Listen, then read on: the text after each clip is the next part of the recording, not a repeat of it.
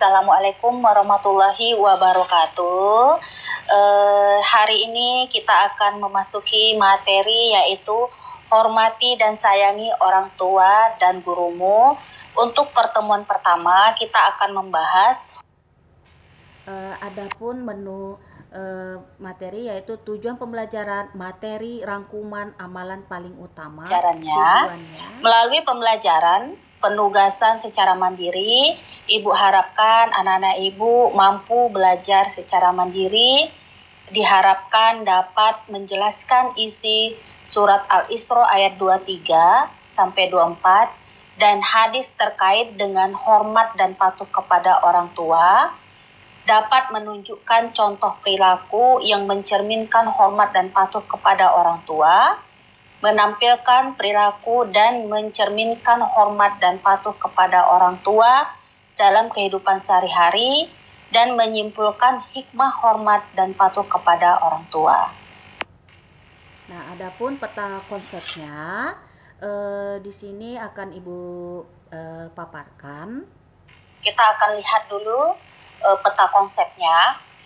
Peta konsepnya yaitu patuh dan taat kepada orang tua. Di sini Ibu tampilkan ada dalilnya yaitu surah Al-Isra ayat 23 beserta kandungan, hadis beserta kandungannya. Sedangkan hormat dan patuh kepada guru kita akan masuk ke pertemuan kedua. Dalil yang pertama yaitu perintah menghormati kedua orang tua terdapat dalam surah Al-Isra ayat 23. Ibu harapkan anak-anak ibu bisa membaca ya di rumah, kemudian menghafal surah Al-Isra ayat 23 beserta artinya. Di sini di dalam surat Al-Isra yang artinya sangat ditekankan sekali yaitu kita sebagai seorang anak janganlah sekali-sekali mengatakan kepada orang tua kita dengan perkataan ah. Nah, itu dalam surah Al-Isra. Berikut kandungan yang terdapat dalam surat Al-Isra. Kita diperintahkan berbuat baik kepada orang tua, itu diletakkan setelah perintah menyembah Allah. Hal ini menunjukkan begitu pentingnya berbuat baik kepada orang tua.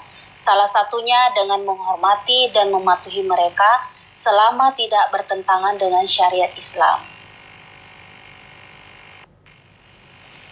Materi berikutnya yaitu hadis yang berkaitan dengan patuh kepada orang tua. Di sini ada hadis yang diriwayahkan Tirmizi, ridallah fi ridal walidain, yang artinya ridho Allah tergantung kepada ridho orang tua. Wa sukhatullahi fi sukhtil walidain, dan kemurkaan Allah tergantung kepada kemurkaan orang tua. Adapun kandungan hadisnya tadi, pentingnya seorang anak untuk meminta doa restu dari kedua orang tua pada setiap keinginan dan kegiatannya karena juga akan mendapat ridho atau restu oleh Allah. Disebabkan restu oleh orang tua. Orang yang berbakti kepada orang tua, doanya akan lebih mudah dikabulkan oleh Allah Subhanahu wa taala. Begitu juga sebaliknya, yaitu murkanya Allah terletak pada murka orang tua. Adapun tambahan dalilnya ya, terdapat dalam surah An-Nisa ayat 36. Ini anak ibu silahkan dibuka Al-Qur'annya ya, di rumah dibaca-baca. Ini juga mengenai salah satu dalil perintah taat kepada orang tua.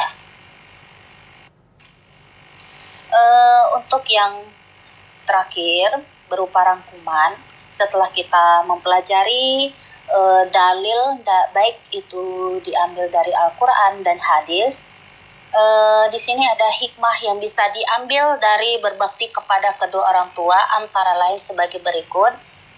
Yang pertama, berbakti kepada kedua orang tua merupakan amal yang paling utama. Yang kedua, apabila orang tua kita ridho atas apa yang kita perbuat, Allah pun akan ridho, begitu juga sebaliknya.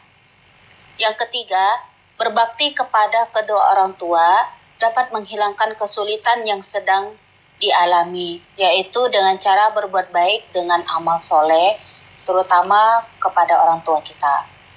Yang keempat, berbakti kepada kedua orang tua akan diluaskan rezeki dan dipanjangkan umur. Yang kelima, berbakti kepada kedua orang tua dapat menyebabkan kita dimasukkan ke dalam jannah atau surganya oleh Allah. Sebelum menutup materi kita atau pertemuan kita pertama, amalan yang paling utama di sini menurut hadis Rasulullah dari Ibnu Mas'ud, aku bertanya tentang amalan yang paling utama dan dicintai Allah. Nabi menjawab, sholat tepat waktu, berbakti kepada orang tua, dan jihad di jalan Allah. Hadis diriwayatkan Bukhari dan Muslim. Nah, sekian pertemuan pertama kita, yaitu taat dan patuh kepada kedua orang tua. Sekian dari Ibu. Assalamualaikum warahmatullahi wabarakatuh.